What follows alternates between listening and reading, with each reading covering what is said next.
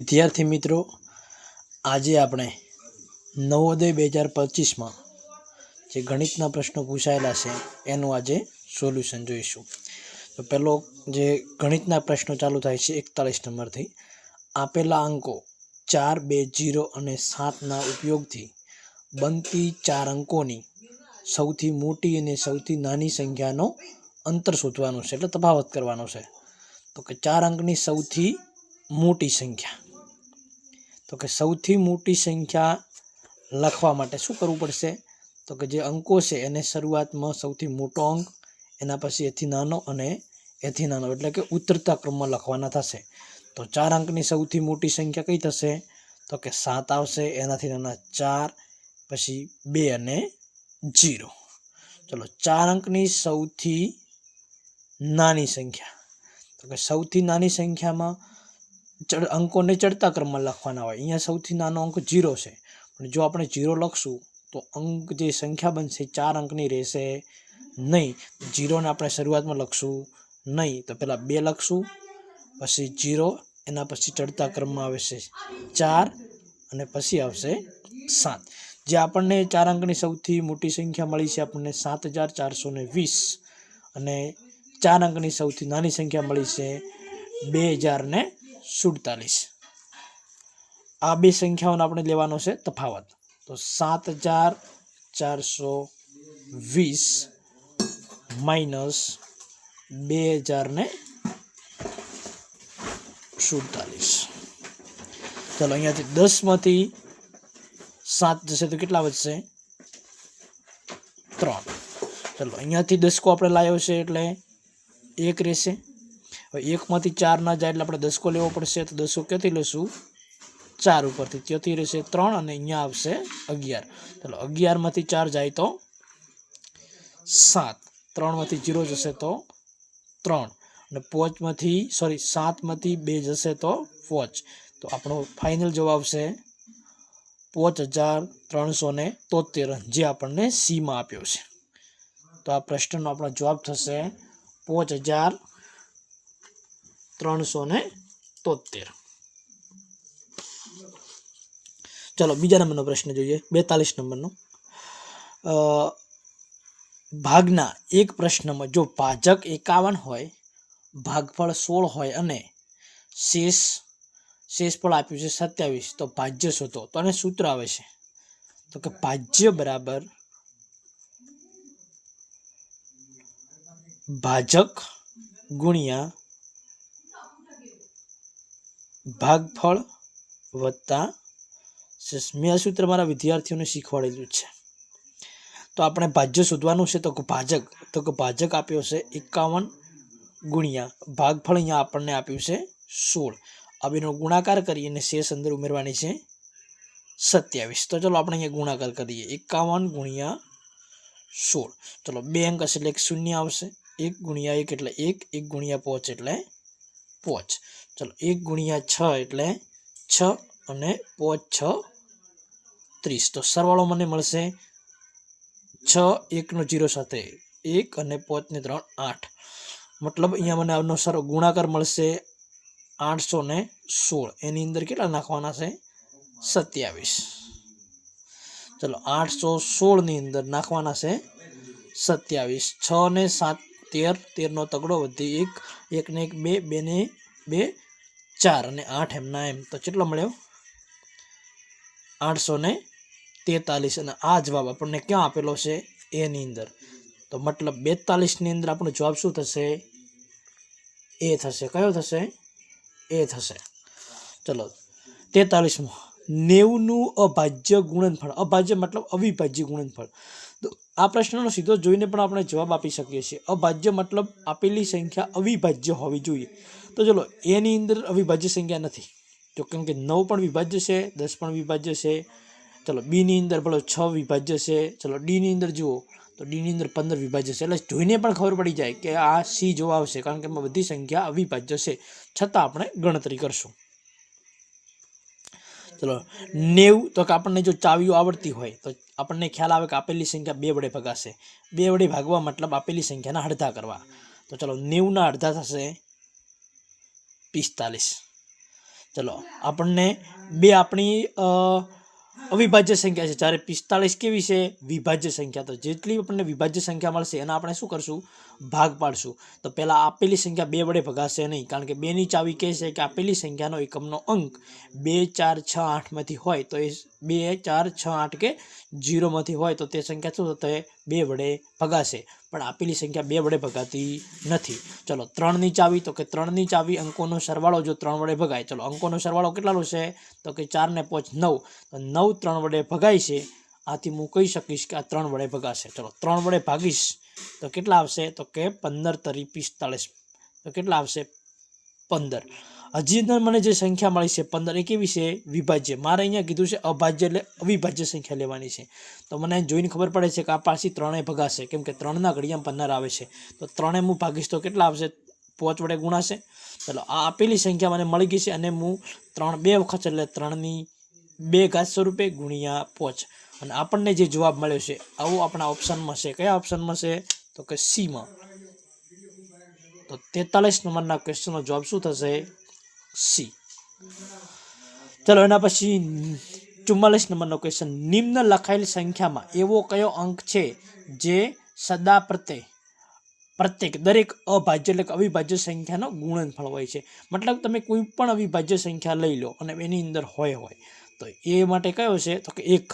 1 કેવો છે? તો કે દરેક અવિભાજ્ય સંખ્યાનો ગુણનફળ છે. વિભાજ્ય સંખ્યામાં અલગ હોય પણ અવિભાજ્ય સંખ્યા અને 1 છે. આપણે ત્યારે જો નિયમો જોયા છે અવિભાજ્ય સંખ્યા અને વિભાજ્ય સંખ્યા, જે સંખ્યાના 2 થી વધારે અવયવો પડતા હોય એને શું કહેવાય? તો કે વિભાજ્ય સંખ્યા. અને ફક્ત 2 જ અવયવો પડતા હોય એમાં શું કહેવાશે? અવિભાજ્ય સંખ્યા. અને જે 2 અવયવો પડે છે કયા હોય છે? તો કે સંખ્યા પોતે, અને બીજો કયો હોય છે? 1. તો આનો સીધો તમને જવાબ શું આવશે? 1. અને તે તમારા ઓપ્શનમાં એમાં આપ્યો છે. આમાં કોઈ ગણતરી કરવાની થતી નથી. ચલો એના પછીનો જે 45 નંબરનો પ્રશ્ન છે, 9432 ભાગ્યા 1.25 બરાબર 7545.6. તો 9.432 ભાગ્યા 12.5 બરાબર કેટલા થાય? મતલબ તમારે જો અહીંયા ભાગાકાર કરવાનો નથી, તમને આપ્યો છે, આ જે કિંમત આપી છે આના માટે શું કરવાનો છે? ઉપયોગ કરવાનો છે. ચલો જે શોધવાનું છે પેલો લઈ લઈએ. તો કે 9.432 ભાગ્યા 12.5. ચલો આપેલી સંખ્યા છે કઈ છે? તો કે દશાંશમાં લખેલી છે. દશાંશમાંથી મારે જો અવિભાજ્યમાં લખ્યું હોય તો જેટલા પોઈન્ટ છે એટલા આપણે શું કરવા પડે? એટલા વડે ભાગવાના. એટલે કે એકડા પાછળ એટલા મીંડા મૂકવાના. ચલો કેટલા પોઈન્ટ પાછા આપે લીધા છે? તો કે 3. તો એકડા પાછળ કેટલા મીંડા મૂકવાના? 3 મીંડા મૂકવાના. તો જે આ 9.432 છે જે દશાંશ સંખ્યા છે એનું મેં કયું કર્યું? અવિભાજ્ય સંખ્યામાં શું કર્યું? રૂપાંતર કર્યું. ચલો આનું મારે લખવું હોય તો કે આનું લખવું હોય તો આપણે હાલ પૂરતું શું કરશું? એનું એ જ રાખશું. ચલો હવે એના પછી લખીએ તો કે આપણને જે જવાબ છે અહીંયા આપી છે તો કે એ તો કમ્પ્લીટ છે, પણ અહીંયા જે આપ્યા છે 12.5 એની જગ્યાએ કિંમત કોની છે? 1.25ની. તો આનું આપણે થોડુંક વધારે રીતે લખીએ. જુઓ 9432 ભાગ્યા આ ભાગાકારમાં છે 12.5 અને આ 1000 પણ કેવા છે?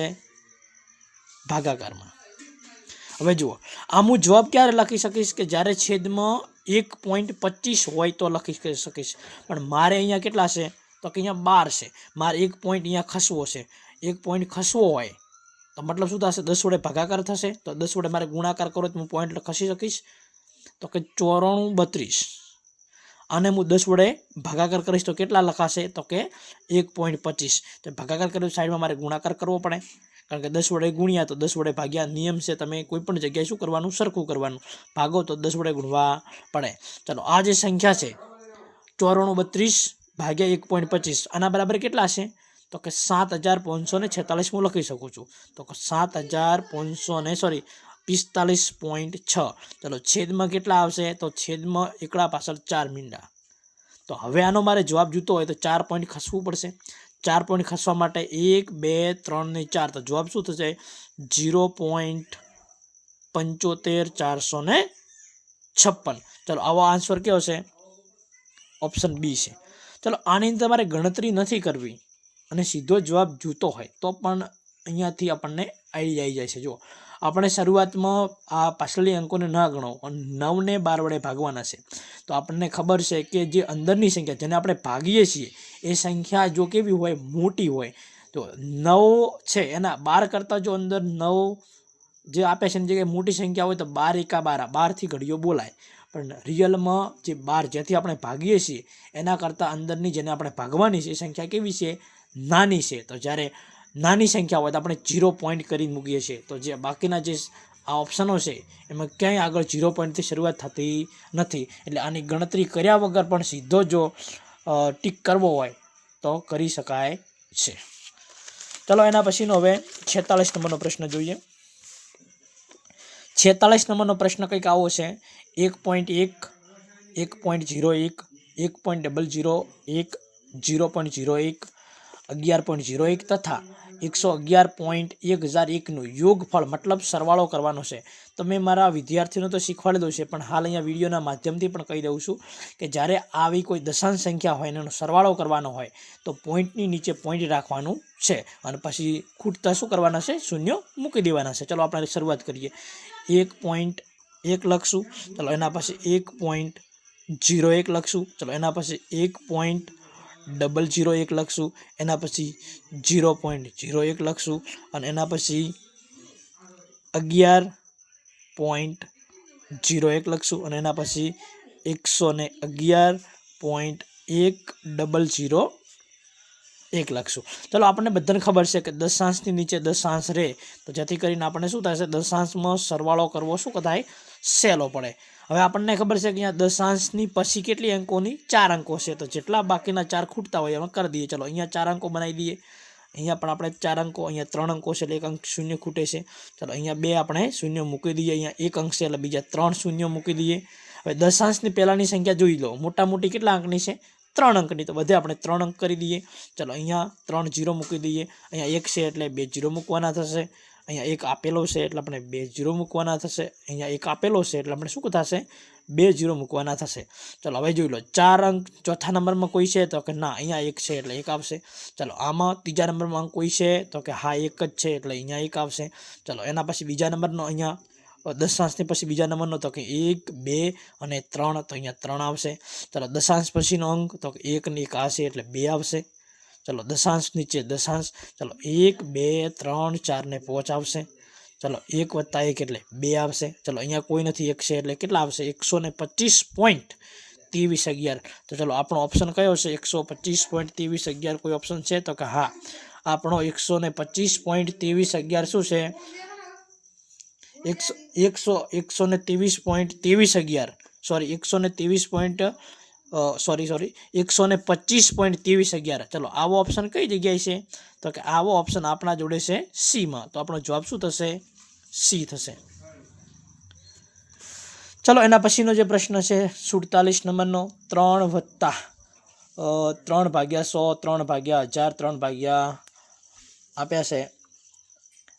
તો એના આપણે શું કરવું છે, સરવાળો કરવાનો થશે. ચલો એને પણ આ જ રીતે કરશું. ચલો 3 એમના એમ, 3/100 મતલબ શું થશે, 2 પોઈન્ટ કાપવાના થશે. તો જવાબ આવશે 0.03. ચલો 3/1000 તો મતલબ 3 પોઈન્ટ કાપવાના, તો 0.003. ચલો અહીંયા તો કે કેટલા પોઈન્ટ કાપવાના છે, 1, 2, 3, 4, 5 ને 6, તો કે 6 પોઈન્ટ કાપવાના છે. તો 1, 2, 3, 4, 5 અને 6. ચલો આપણે બધી સંખ્યા લખી નાખીને મેં હમણાં આગલા ઉદાહરણમાં જેમ કીધું એમ આમાં કરશું. શું કીધું હતું કે દશાંશનો સરવાળો કરવાનો હોય તો એક જ નિયમ યાદ રાખવાનો કે સંખ્યા દશાંશની નીચે દશાંશ ચિહ્ન રહેવું જોઈએ અને જ્યાં ખૂટતા હોય ત્યાં શું કરવાના, 0 મૂકી દેવાના.